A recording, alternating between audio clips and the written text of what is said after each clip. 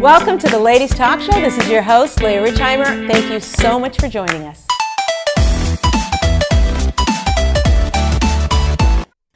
If your daughter, let's say, is married and she says something, my husband never always leaves his books all over the dining room table, and it really bothers me.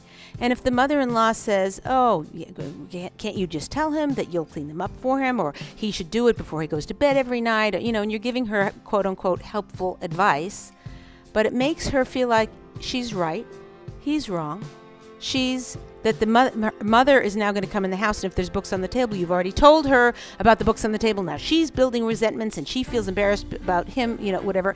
It creates a whole tension in all of the relationships. If she says, my husband always leaves his books on the table, and you were to say, yeah, guys are always like that. That always happens, and what can you do about it? Yeah, well, whatever, pick your battles. Now there's shalom. This is really a crucial issue that is not controversial at all. We all know the story when God came to Sarah Amenu and he said to her, you're going to have a baby. And what was her answer? She laughed. My husband is too old, right? Now, God goes to Abraham and he says, you're going to have a baby.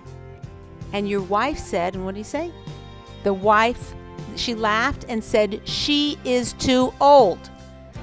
Hello, it's in writing. It's black and white. We can go back and check the paragraph. That is not what Sarah said. She said, my husband is too old.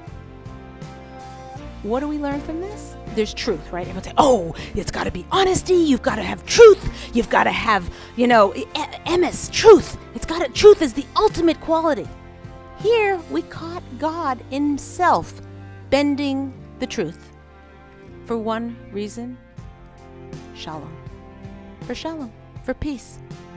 So that means if your daughter-in-law says, my husband leaves books all over the table, and you think that's terrible, you're better off saying, that's fantastic. I read in a magazine a few years ago, I don't know where the copy of it is, but I read in a magazine that men who leave books on the table have a much higher IQ, they have better incomes, they're better family men. Oh, that's great. Okay?